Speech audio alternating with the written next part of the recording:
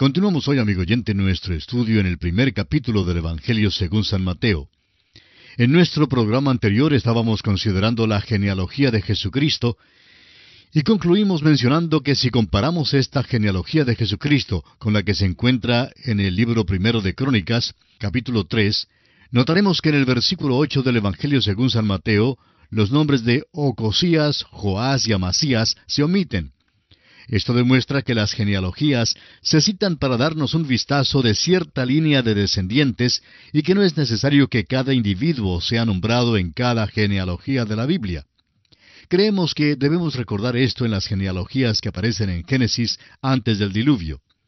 No son necesariamente genealogías completas, pero están allí para trazar cierto linaje. Creemos que el hombre ha estado en esta tierra por muchísimos años más que la fecha que aparece en los márgenes de muchas ediciones de la Biblia. Tengamos en cuenta que estas fechas son dadas por el historiador Husher y no forman parte integral de la Biblia misma. Ahora, en el versículo 11 encontramos que se omite a Joacim, pero se incluye a Jeconías. Jeconías merece nuestra atención especial porque Dios había dicho que ninguno de su simiente se sentaría sobre el trono. Vivo yo, dice Jehová, que Siconías, su nombre es Jeconías, pero Dios quitó el G de su nombre porque es el prefijo para Jehová, y este hombre era un rey malo. Vivo yo, dice Jehová, que Siconías, hijo de Joacim, rey de Judá, fuera anillo en mi mano derecha, aún de allí te arrancaría. Te entregaré en mano de los que buscan tu vida, y en mano de aquellos cuya vista temes. Sí, en mano de Nabucodonosor, rey de Babilonia, y en mano de los caldeos. Así ha dicho Jehová: escribid lo que sucederá a este hombre privado de descendencia, hombre a quien nada próspero sucederá en todos los días de su vida, porque ninguno de su descendencia logrará sentarse sobre el trono de David, ni reinar sobre Judá. Así leemos en Jeremías capítulo 22, versículos 24, 25 y 30.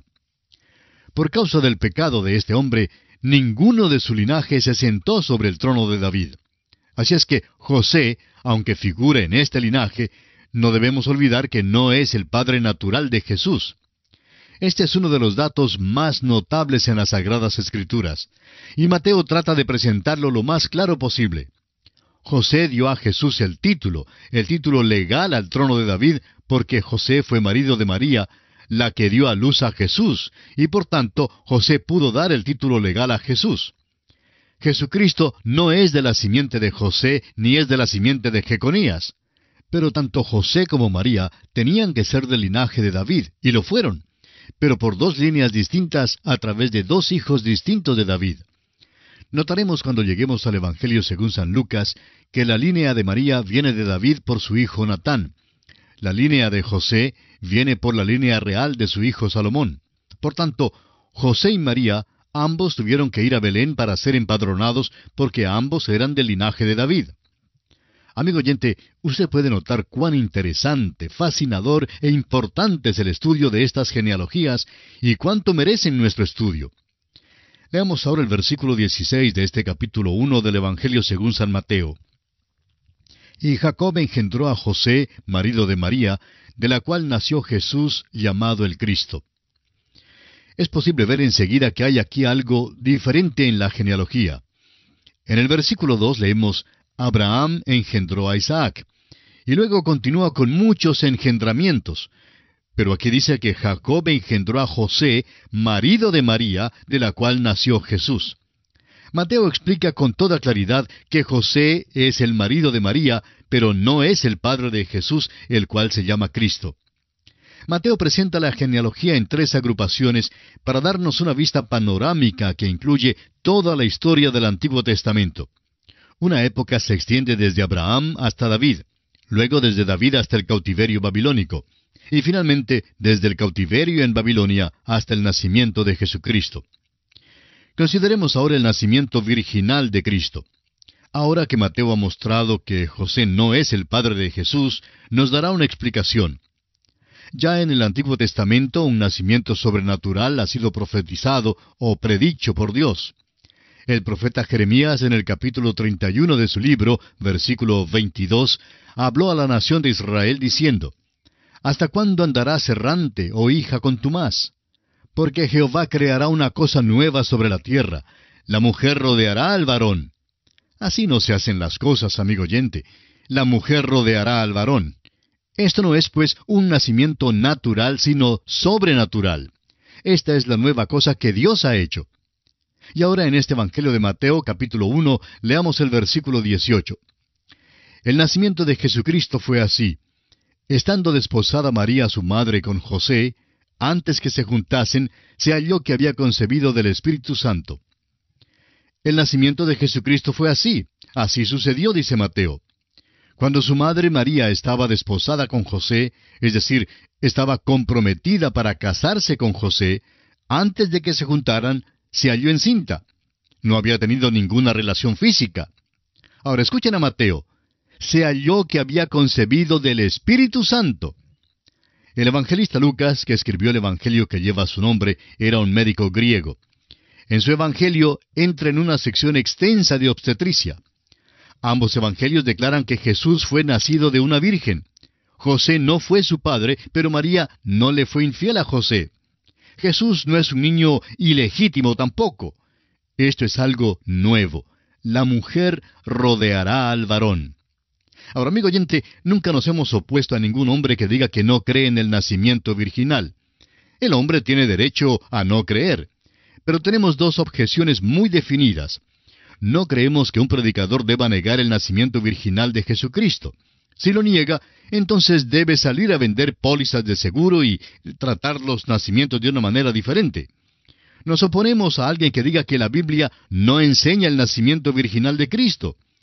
Quisiéramos sugerir que los teólogos liberales, o sea, los que se apartan de las enseñanzas bíblicas, debieran regresar a la escuela y aprender algo de esta educación del sexo y enterarse de que Jesucristo sí nació de una virgen.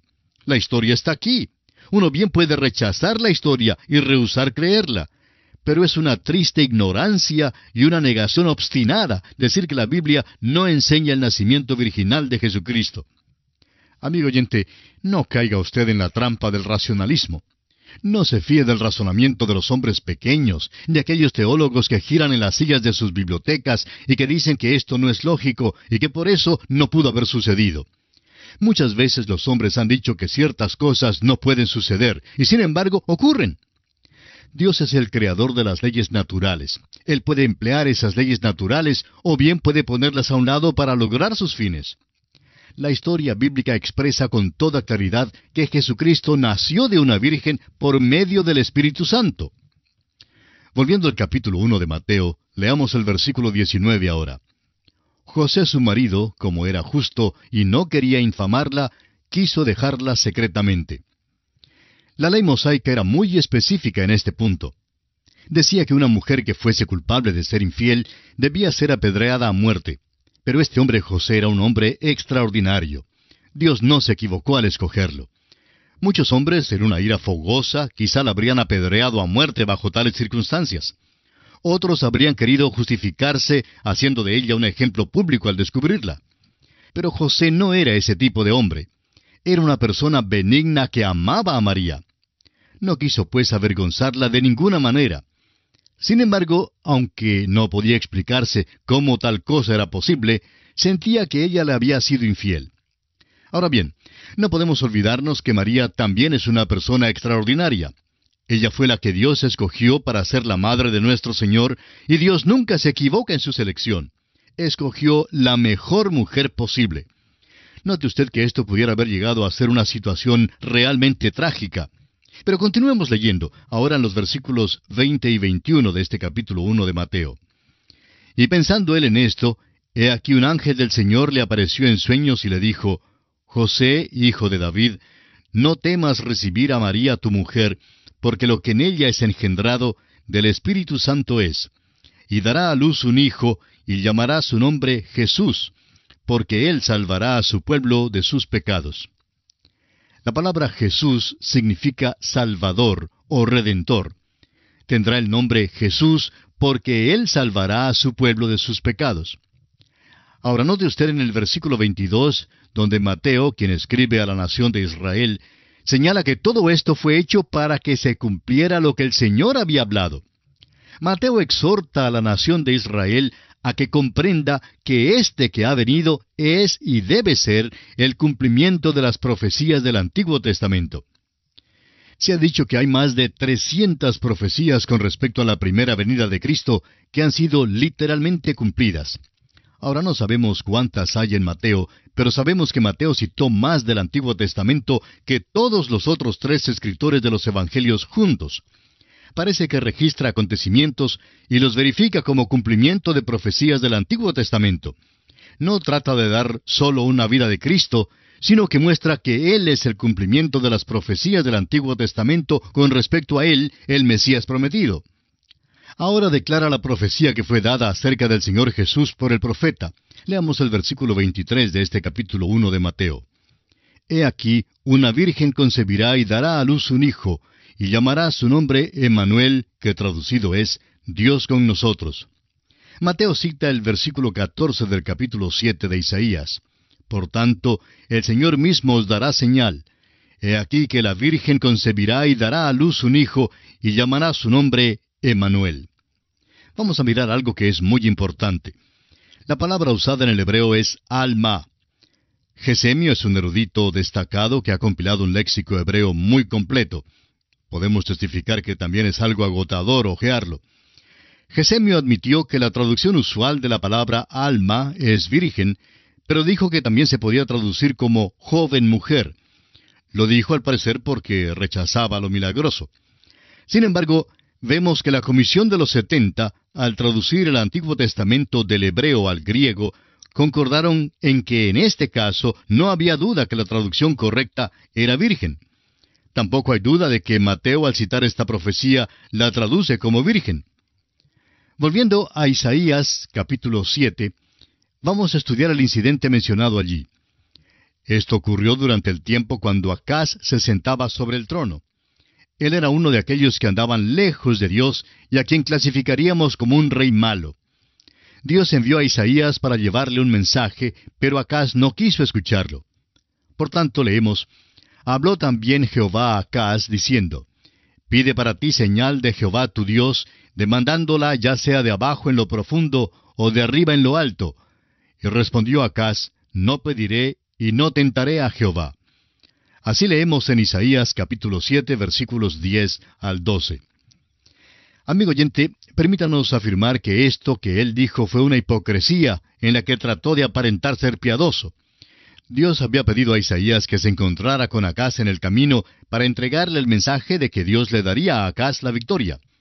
Sin embargo, Acaz no le creyó a Dios y por tanto, para estimular su fe, Isaías le dice que Dios quiere darle una señal. En su manera pseudo piadosa, Acaz dice, yo no pediré señal de Jehová. Isaías le contesta entonces que Dios le dará señal, quiera o no lo quiera. La señal no es solamente para ti, sino para toda la casa de David, le dice Isaías. Ahora, aquí está la señal. He aquí una virgen concebirá y dará a luz un hijo, y llamarás su nombre Emmanuel. Es obvio que si esta es solo una mujer joven cualquiera, no le sería señal a Acaz, ni a la casa de David, ni a cualquier otro. Pero si es una virgen que concibe y da a luz un hijo, eso sí, amigo oyente, es una señal sobrenatural, y eso es exactamente lo que quiere decir aquí en Mateo 1:23. Cuando la palabra alma fue usada en el Antiguo Testamento, siempre fue traducida como virgen. Rebeca fue llamada una alma antes de casarse con Isaac. Un muy buen cristiano hebreo, que también es un buen erudito hebreo, dijo, mírelo así. Supóngase que usted va a visitar un amigo suyo que tiene 3 hijas, y 2 de ellas son casadas y una todavía es soltera. Usted no lo sabe y le pregunta, ¿son las 3 sus hijas? Él le dice, estas 2 son las hijas casadas, y esta joven es la tercera hija. Ahora, cuando él le dice, esta joven, ¿piensa usted que él querría decir que era una prostituta? Si usted llegara a implicar que ella era cualquier cosa excepto una virgen, sin duda le daría un puñetazo. Permítanos decirle, amigo oyente, que no nos gustaría ser uno de aquellos que niegan el nacimiento virginal de Jesucristo cuando lleguemos a la presencia del Hijo de Dios. Tememos que vayan a desear de alguna manera poder retractarse de las cosas que han dicho para difamarlo. El hecho de que la palabra alma significa virgen está comprobado por la versión de los 70 del Antiguo Testamento. Durante el período entre ambos testamentos, 72 eruditos hebreos, 6 de cada una de las 12 tribus, trabajaron en Alejandría, en Egipto, traduciendo el Antiguo Testamento en hebreo al lenguaje griego. Cuando llegaron a esta señal en Isaías, aquellos 72 hombres comprendieron que su significado único era virgen. Así es que tradujeron alma a la palabra griega partenos. Y esta es la misma palabra que Mateo emplea en su Evangelio. Amigo oyente, partenos no puede traducirse como la joven. Su único significado es virgen. Es claro que la palabra de Dios está diciendo precisamente la realidad de las cosas. Leamos ahora los versículos 24 y 25 del primer capítulo del Evangelio según San Mateo. Y despertando José del sueño, hizo como el ángel del Señor le había mandado, y recibió a su mujer, pero no la conoció hasta que dio a luz a su hijo primogénito, y le puso por nombre Jesús. Amigo oyente, parece que aquí hay un problema. ¿Puede usted decir dónde es que a Jesús se le llama alguna vez Emmanuel? Claro que no. Se llama Jesús porque ese es su nombre. Le fue puesto este nombre porque salvaría a su pueblo de sus pecados. Cristo, a propósito, es su título, que significa Mesías, pero Jesús es su nombre. Pero dice aquí que será llamado Emmanuel, que traducido es Dios con nosotros. Amigo oyente, aquí tenemos una de las cosas más maravillosas en toda la palabra de Dios. Vamos a considerarla momentáneamente. Emmanuel significa Dios con nosotros. No puede ser Emmanuel, Dios con nosotros, a menos que haya nacido de una virgen. Es la única manera. Y note usted que a menos que sea Emmanuel, no puede ser Jesús. La razón por la cual se le llama Jesús Salvador es porque Él es Dios con nosotros, o sea, su encarnación. Esta verdad acerca del que bajó a la tierra es una de las cosas más maravillosas en la Biblia. El escritor a los Hebreos en el capítulo 2 de su carta, versículo 9, dice, «Pero vemos a aquel que fue hecho un poco menor que los ángeles, a Jesús, coronado de gloria y de honra a causa del padecimiento de la muerte, para que por la gracia de Dios gustase la muerte por todos». Debía ser un sacrificio que fuera aceptable. Yo no pude morir, ni puedo morir por los pecados del mundo. Tampoco me es posible morir para salvarme de mis propios pecados. Pero Él sí puede. ¿Cómo es que Jesús puede ser un Salvador? Porque es Emmanuel, Dios con nosotros. ¿Cómo llegó a estar con nosotros? Naciendo de una virgen. Decimos de nuevo que fue llamado Jesús. Nunca lo llamaron Emmanuel. Pero no es posible llamarlo Jesús a menos que sea Emmanuel, Dios con nosotros. Debe ser Emmanuel para ser el Salvador del mundo. El nacimiento virginal es, pues, de suma importancia. Y bien, amigo oyente, aquí nos detenemos por hoy. Concluiremos este importante tema en nuestro próximo programa. Confiamos que usted vuelva a sintonizarnos. Mientras tanto, le sugerimos leer el capítulo 2 de este Evangelio de Mateo para estar al tanto de lo que consideraremos en nuestro próximo estudio. Para ayudarle en esta tarea hemos preparado notas y bosquejos que deseamos enviarle sin costo alguno de su parte. Al escribirnos indicando que desea recibir este material, hágalo con letra clara y legible, indicando su nombre y dirección completos y en orden, lo que nos permitirá enviarle a su dirección las notas y bosquejos a la brevedad que nos sea posible. Su carta nos permitirá conocer cómo este programa le está bendiciendo y desde dónde usted nos escucha. Esperamos, pues, recibir su carta, de ser posible, esta misma semana. Será entonces hasta nuestro próximo programa, amigo oyente. Es nuestra oración que Dios le bendiga ricamente.